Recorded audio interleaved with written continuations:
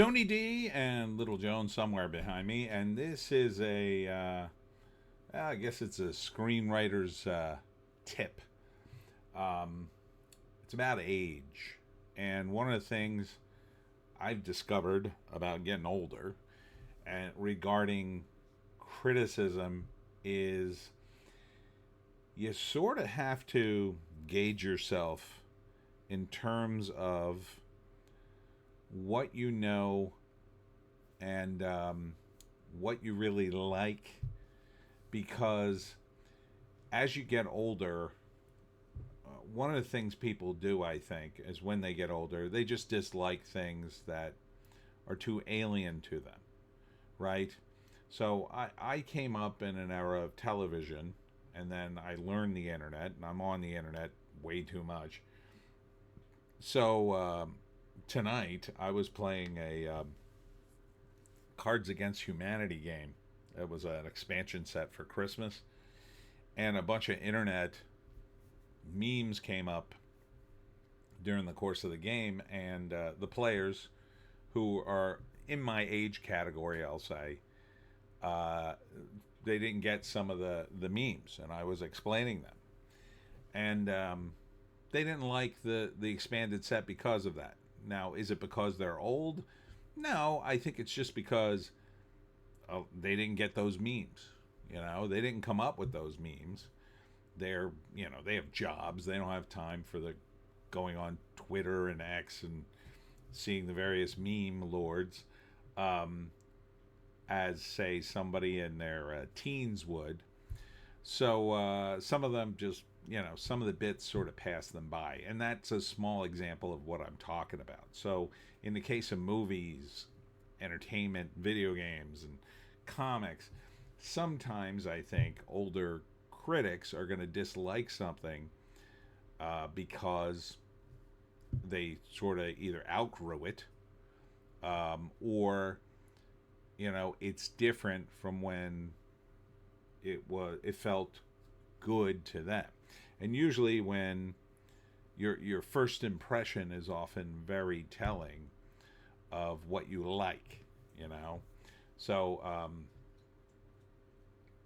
if you are a fan of I don't know, the Terminator movies, let's say, as I love the first and second movies, um, but the later movies I think are terrible.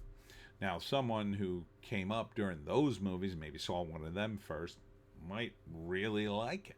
And then go back and look at the old movies and say, well, that doesn't seem like the Terminator I like. That's really what they're saying. They might say, oh, I don't like that Terminator. But what they're really saying is, oh, that's a Terminator I don't like because it's not like the one I saw.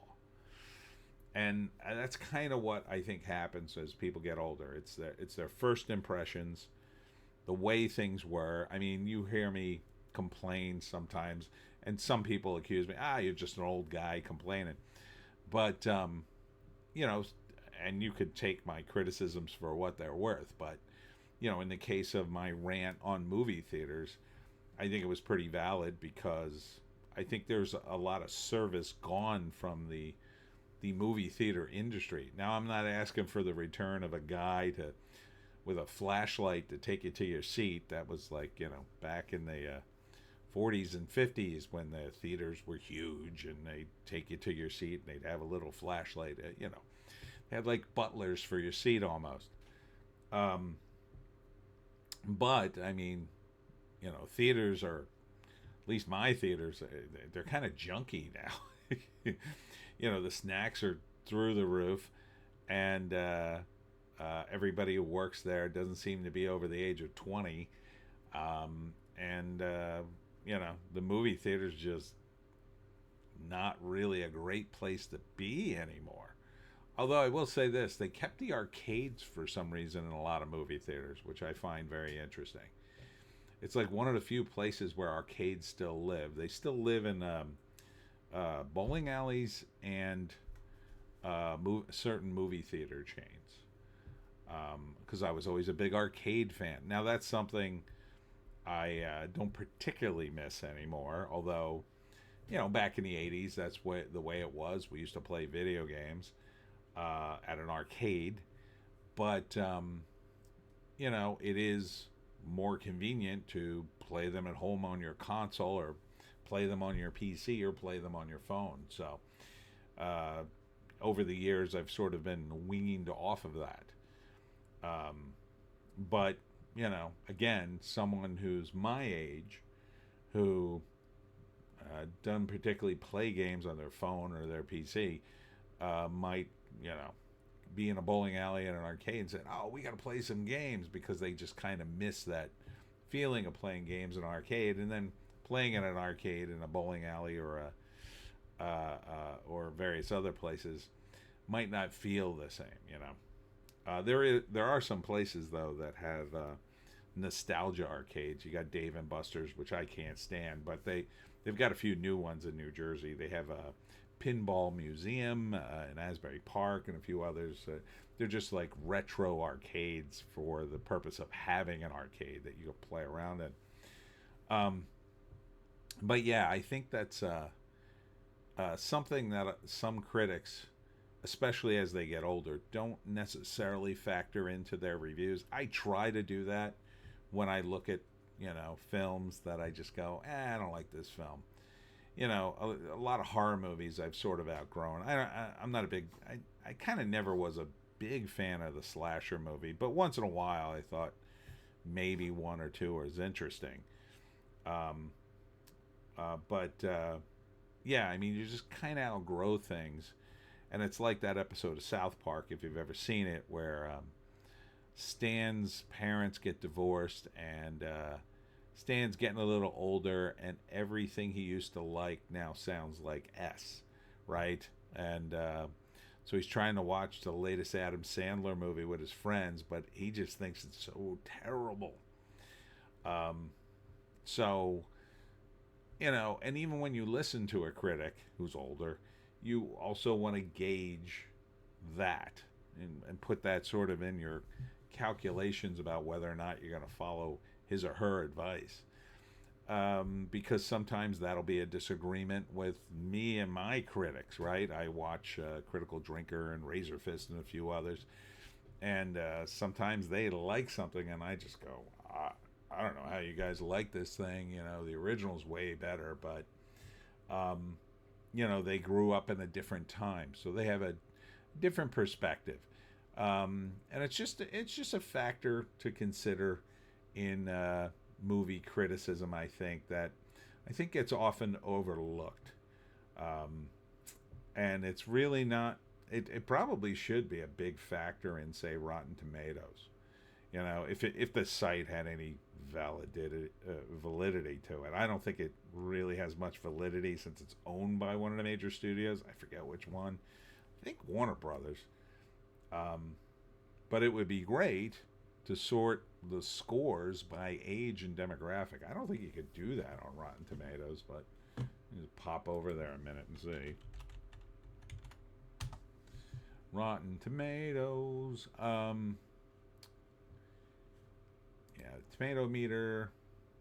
Yeah, it doesn't seem like you have that certifying sorting function. So that would be interesting to see. So you take a movie like The Juror, which I liked some of it. I can't give it a hearty recommendation. But it would be interesting to go through, say, the critics by age. Guess this is the tomato meter. Oh, this is verified audience. I was right. Okay, so the verified audience ratings. If you had the demographic information here in terms of their age, oh boy, a lot of disappointing reviews here for Clint Eastwood, sadly. Oh, here's a few good ones. Yeah, it's a lot of negative reviews. It's looking like. But if you could sort this by age, I think you'd get some interesting data. I think a movie like DiGerolamo would be an example. A lot of young people who'd see it probably wouldn't dig it too much. Um, and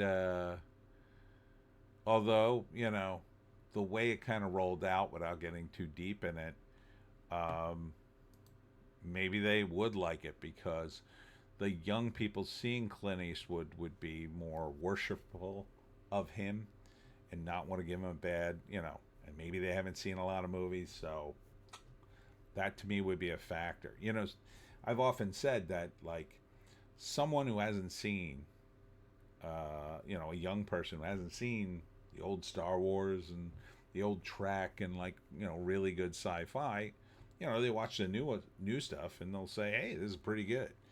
I mean, why wouldn't they? Even though it's a shadow of a shadow of a shadow of a shadow times 10, um, it's still based on something that's halfway decent. So, and they don't really have much of a comparison, so they might actually think they like it. And again, I was always a big fan of the banana splits.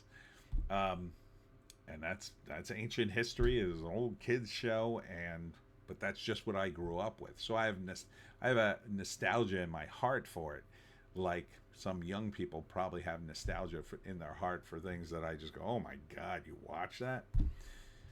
So I think age is a huge factor, and yeah, I think you would get some really interesting data if we knew the ages of these critics, but sadly we do not. Anyhow, that's it for me, Tony D, and Little Joan somewhere behind me. Thanks for tuning in today. Get ready for New Year's. We'll see you